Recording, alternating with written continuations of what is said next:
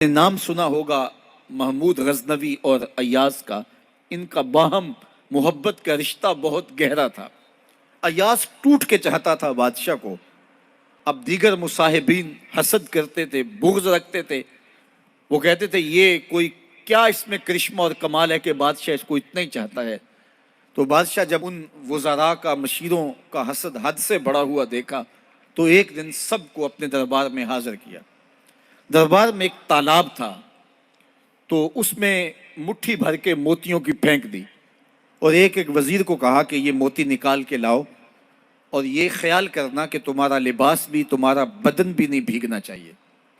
तो सब ने कहा कि ये अजीब बात है कि हौज की तह से मोती निकाल के लाएं और लिबास भी ना भीगे और बदन भी ना भीगे, ये तो लाजमी होगा।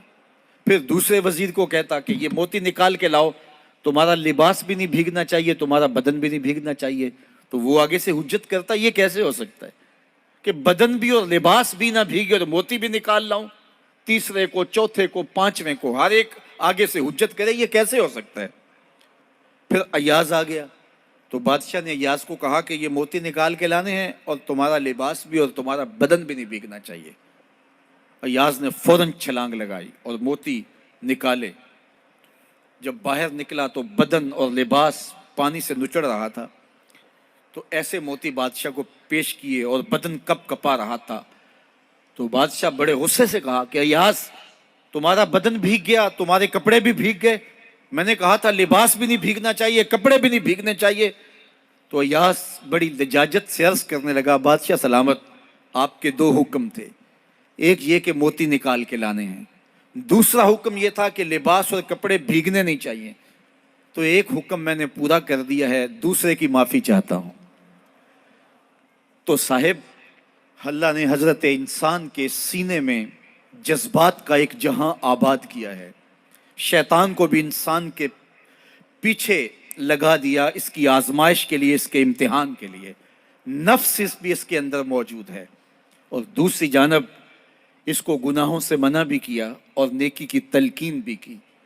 अब कितनी मुश्किल जिंदगी है हजरत इंसान की। आई जान शिकंजे अंदर जिवें वेलने दे विच गन्ना। कितनी मुश्किल जिंदगी है। ख्वाहिशें हैं कि आवारा हैं, आरजुएं हैं कि बेकाबू हैं, और दूसरी जानिब अल्लाह का हुक्म है। अब क्या करे? तो गुनाह करने के बाद फिर अल्लाह के हुजूर तौबा कर ले, जो मुमकिन हो वो नेकी करे और गुनाह से मकदूर बचने की कोशिश करे। लेकिन बशरी तकाज़ों के तहत अगर उससे गुनाह कभी सरजद हो जाए तो उस पर अकड़े ना और उस पर मुसर ना रहे, उस पर असरार ना करे, बल्कि फौरन अल्लाह के हुजूर तौबा करे। गुनाह करने के बाद बंदा जब तौबा करता है, अत्ताइबु मिनज़्ज़म्बि कमल ला ज़म्ब लहू, तो वो ऐसे होता है जिस तरह उसने गुनाह किया हुआ ही नहीं।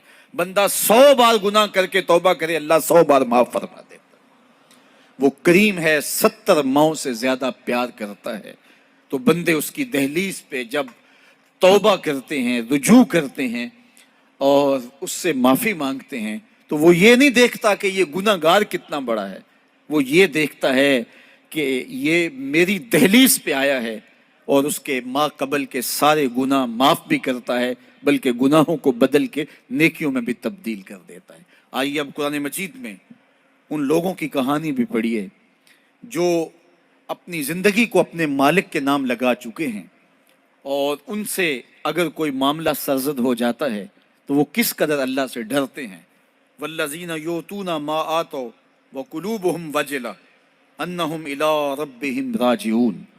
फरमाया कि वो लोग जब उनसे कोई खता सरजद हो जाती है, कोई गुनाह हो जाता है, तो उनके दिल लरस जाते हैं, खौफे खुदा से वो कांपने लग जाते हैं। अन्नहुम इला रब्बिहिम राजिऊन, तो वो अपने रब की तरफ रुजू करने वाले होते हैं।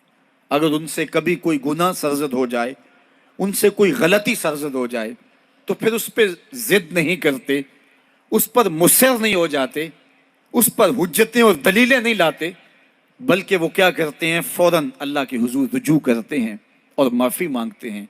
और अल्लाह को ये बहुत पसंद है कि कोई मुझसे माफ़ी मांगे और अल्लाह उन्हें माफ़ कर देता है। अल्लाह अकबर।